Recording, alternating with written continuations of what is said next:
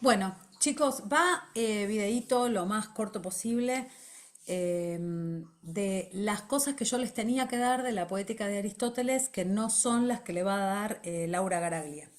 Así que en principio quería que para que no pierdan la clase hacer esto y después en todo caso arrancamos con estas categorías que van a ver, de hecho con Laura, pero de última después las repasamos desde la poética de Aristóteles al análisis de la Orestiada, que es lo que vamos a ver después. Bueno, en líneas generales, ese aporte que yo hago a la lectura de la poética de Aristóteles no es el análisis estructural del texto, sino que es las cuestiones o los conceptos problemáticos que se han suscitado, digamos, a lo largo de la historia, sobre todo de la literatura dramática, y que ha generado muchas malas interpretaciones. Hacia el final les voy a decir ciertos contextos de producción del texto de Aristóteles, ¿no? Como para entender también por qué es un texto medio duro de leer, medio seco, bueno, todo eso. ¿Cuáles son los conceptos problemáticos de la poética? Para arrancar, lo que más se discutió es el concepto de representación, el concepto de verosimilitud y el concepto de poiesis. En primer lugar, vamos por el más fácil, que es el último, que es que lo que Aristóteles define claramente es que el arte no es mimético, sino que es poiético. Significa que no consiste en copiar algo que sucede en la realidad, sino en crear. Esto se explica sobre todo en las diferencias que hace él respecto de la epopeya, de los poemas épicos y sobre todo de la narración, digamos. Un actor o actriz, pero bueno, en el caso de Aristóteles siempre son actores, no debe de ninguna manera narrar lo que sucede, sino hacerlo. En eso consiste la interpretación. De hecho, hay un término que él utiliza, que es el de poner en acto, y que se debe a parte de su filosofía, que trata de dar cuenta del movimiento, y que es la relación entre la potencia y el acto. Algo que es en potencia es algo que tiene la posibilidad de ser. Una semilla es un árbol en potencia. Y el árbol es un árbol en acto. O sea que el acto en realidad tiene que ver con con el estar aquí y ahora presente. Por eso actuar, que es lo que hace un performer, digamos, que en términos bien amplios puede ser aquel que ejecuta una acción dramática o cualquiera que esté actuando algo, es ponerlo en presente y en lugar. ¿Por qué digo esto? Porque a veces se entiende este concepto de actualizar como modernizar. Y actualizar es traer al presente, no es modernizar. Y esto tiene mucho que ver con estos dos conceptos, ¿no? Que se discuten, porque, por ejemplo, la representación no es ni presentar nuevamente, ni volver a presentar, ni nada, sino simplemente estar en lugar de. Si actuar consistiera en copiar o narrar, no tendría sentido la acción concreta de estar en lugar de. Un representante político está en lugar de las 400.000 personas mínimo que necesita que lo hayan votado para que esté ahí votando leyes. Entonces lo que entendemos que hace un actor es estar en lugar de un personaje dramático. No es ni copiar ni llegar al personaje dramático. El personaje dramático no existe, es parte de un texto literario. Lo que hace un actor es estar en lugar de, en carne, de ese personaje, digamos, que es conceptual o que es efímero. Y respecto de la verosimilitud, que también tiene que ver con este concepto de poiesis, la verosimilitud se ha entendido siempre como algo así, como credibilidad en relación con lo que sucede en el mundo. Entonces uno escucha frases como a este actor no le creo nada, ¿no? Ante lo cual yo siempre digo, menos mal, porque está actuando, digamos, no le tenés que creer nada. En todo caso, si uno utiliza el término creer, tiene que ver con creerle a la consistencia, a la coherencia de la obra. Cuando Aristóteles dice que una pieza dramática, básicamente una tragedia, debe ser verosímil, no quiere decir que sea correspondiente con la realidad. Es decir, la verosimilitud no es verdad. La verosimilitud es consistencia. Ahora yo les voy a mostrar acá la definición que él da de tragedia, que es seguramente lo que van a ver con Laura, porque hay una tensión importante entre lo que el realismo ha impuesto a lo largo de la historia del teatro, y que es que uno hace más creíble una obra en tanto y en cuanto genere cierta empatía, genere cierta conmoción en aquel que escucha o que la mira, porque hay algo identificable entre ese actor y la otra persona. Bueno, Aristóteles no está hablando de eso, claramente no está hablando de eso. La verosimilitud tiene que ver con una consistencia interna dentro de la obra, con algo así como su composición molecular. Ejemplo típico, digamos, si Medea es una mujer que es bruja y que fue capaz de autoexiliarse, descuartizando al hermano y dejando todos los pedazos en el mar para que cuando las persigan, la persigan a ella que se escapa con su amado, no sepan por dónde ir porque están juntando las partes del muerto. Digo, mientras que Medea hace eso, nosotros no nos podemos asombrar cuando ella luego decide matar al rey, matar a la hija del rey y matar a sus propios hijos. Porque dentro del personaje de Medea, aunque eso no sea algo que verosímilmente hagan las mujeres despechadas, dentro de ese personaje y de esa consistencia es esperable que haga cualquier cosa, cualquier atrocidad. Esa es la verosimilitud a la que se refiere Aristóteles. Una cuestión también muy discutida tiene que ver con esto de performativizar, ¿no? Digo, que no son términos que utiliza Aristóteles, obviamente, pero performativizar es poner en acto, es volver real lo que está escrito o puesto en otro lenguaje. Un actor lo único que debería hacer, casi como una cosa medio esquizoide, es asumir que él se convierte en ese concepto. Y que hay tantos conceptos, es decir, hay tantos Edipos como actores los representen. Esto es lo que dice Aristóteles, ¿sí? Digo, después uno puede definir dentro de las técnicas y de los paradigmas de la actuación lo que uno quiera. ¿Qué es lo que se ha dicho siempre? Bueno, que la verosimilitud tenía que ver con la correspondencia. Entonces, acá hay algo que es previo, que es la noción de verdad. En la época de Aristóteles, la noción de verdad era llamada verdad por correspondencia. Esto es, yo decía algo acerca del mundo, después iba al mundo, lo corroboraba y según el resultado de eso había o mentira o verdad. Es decir, la pared es blanca, entonces voy corriendo, miro la pared y si es blanca estoy diciendo la verdad y si no es blanca estoy mintiendo. Bueno, eso no puede ser útil para el análisis del teatro porque el teatro no construye verdades que puedan ser corroborables en la realidad. Digo, en todo caso un documental podría ser eso, pero no una tragedia. ¿Por qué Aristóteles habla de la tragedia y no de la comedia? Suponemos, y casi es seguro, que él escribió dentro de la poética una primera parte dedicada a la tragedia, una segunda parte dedicada a la comedia. Eso se perdió. De hecho, todo el texto, toda la novela del Nombre de la Rosa de Humberto Eco habla de la última, el último ejemplar que había quedado de la comedia, que termina siendo incendiado en una abadía, etcétera, por la persecución de los cristianos a la risa, ¿no? Digo, si Aristóteles de alguna manera legitimaba la risa y la comedia, la gente podía reírse de absolutamente todo, incluso de Dios. Entonces hubo como una persecución respecto a eso y dejaron la tragedia. Y la tragedia es, ante todo, un texto descriptivo, no es normativo. Cuando uno dice, Aristóteles dice que toda tragedia debe tener una presentación de personajes, un conflicto y un desenlace, que debe ser trágico, si no, no sería tragedia, no está diciendo que todo lo que uno escriba tenga que seguir esta lógica. Simplemente él describe cómo son las tragedias que él mira desde que participa, digamos, en las grandes dionisíacas.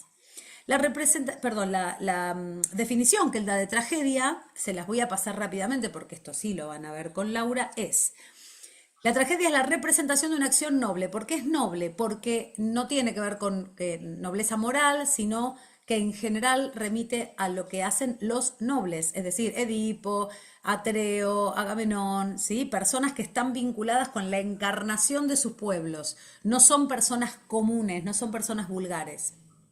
conducida hasta su término, con cierta extensión. Es decir, tiene que terminar de alguna manera ese relato, no puede tener final abierto. ¿Y cuál es la extensión? Un día. Las tragedias transcurren en un día, es todo lo que pasa en un día. Por medio de un lenguaje enriquecido con ingredientes de variadas especies, que es obviamente el verso tetrámbico yámbico, bueno, el verso con el que se escribían las tragedias, que era de fácil memorización, y con metáforas y con ingredientes poéticos, a eso se refiere, ¿no?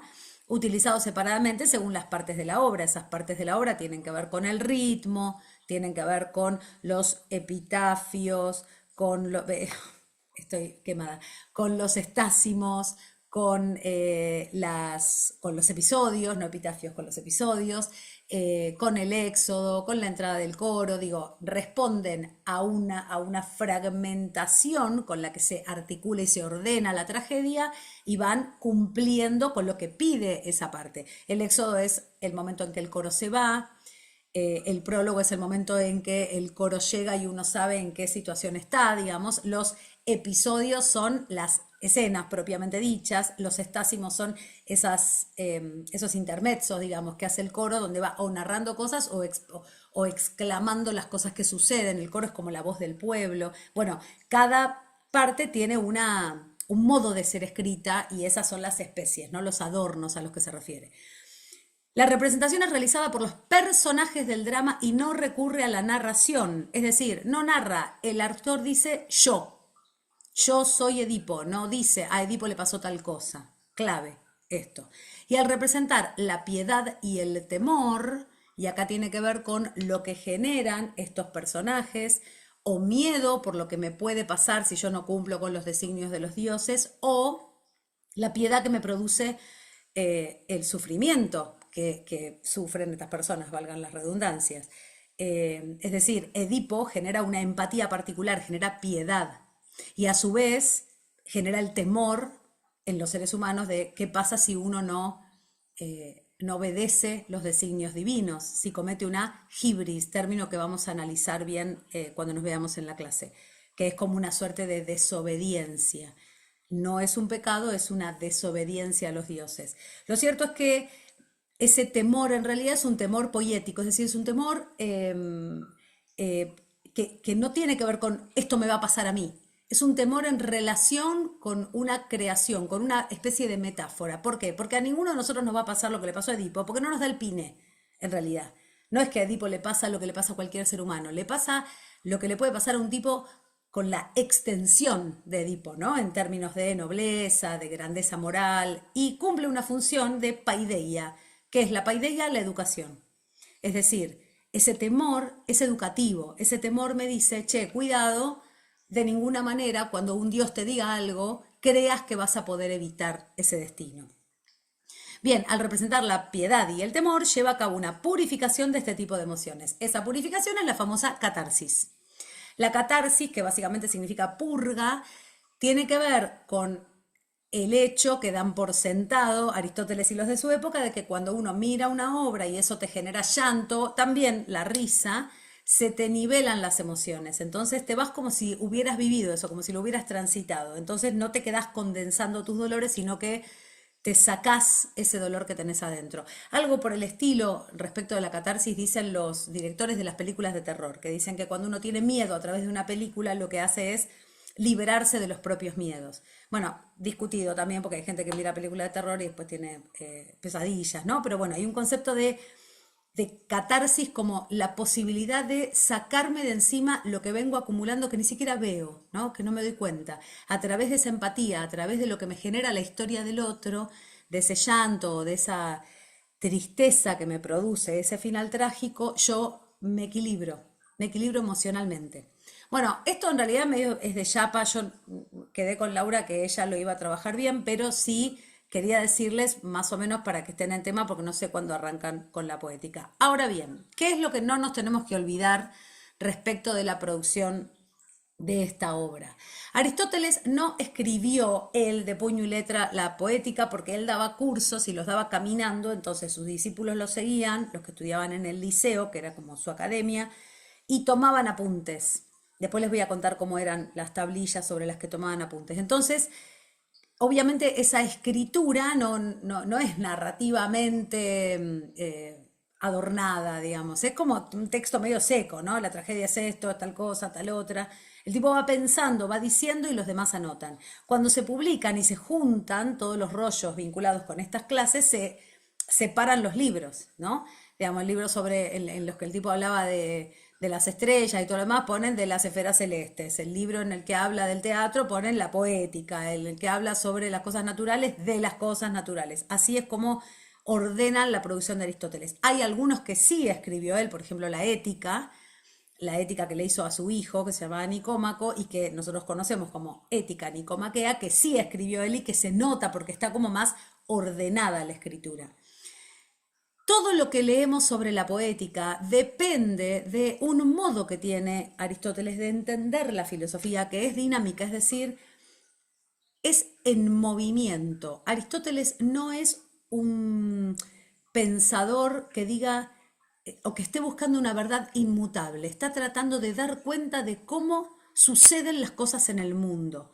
Por lo tanto, y esto yo lo insisto siempre, lo que dijo Aristóteles en la poética, hasta las tragedias que él vio, no dice que no habría dicho otras cosas si hubiera visto otras obras. Es decir, si Aristóteles viviera hoy y conociera Fuerza Bruta o conociera el teatro postdramático, seguramente escribiría otras cosas. No es que está convencido de que las cosas son eso que él dice. Es una filosofía dinámica, es una filosofía que cambia permanentemente. De hecho, es un enamorado del movimiento, ¿no? Mucho de lo que él desarrolla en su metafísica tiene que ver con dar cuenta de cómo cambian las cosas. Y bueno, insisto en este último punto, que de ninguna manera interpreten a la poética como un recetario de cómo deben ser las obras.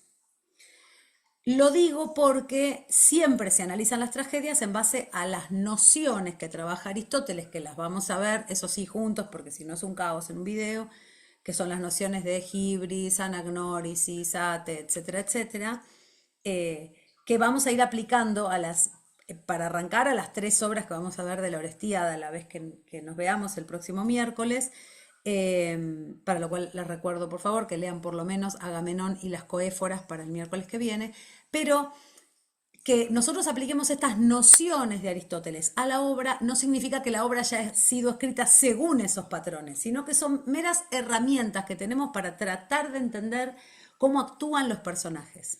¿Sí? Bueno, espero no haber estado muy acelerada. Vengo de muchas reuniones de Zoom, así que por eso estoy medio quemada de distintos jurados de tesis y esas cosas. Así que bueno, lo único que quería era que tengan esto más o menos claro, que les sugiero el texto que yo se los puse en el drive de Naugrete, que es Nogret creo que se dice, que realmente es muy claro respecto de la poética y que arranquemos con Esquilo, dentro de la Orestíada, que es lo que tienen ustedes todos juntos, la primera obra que es Agamenón y la segunda que es Las Coéforas, para empezar a analizarlas desde el planteo trágico de Esquilo. Vamos a empezar a hacer ese recorrido de esa historia de Orestes a partir de la clase que viene. Y vamos a hacer algunos links, digamos, con esto de la poética, aunque todavía no la tengan completamente leída, pero sí que vayan sabiendo desde qué puntos de vista, digamos, la vamos a ir analizando. Bueno, los veo la otra semana. Espero que la mudanza de la sede se haga en orden y rápido, así que nos estamos viendo. Hasta luego.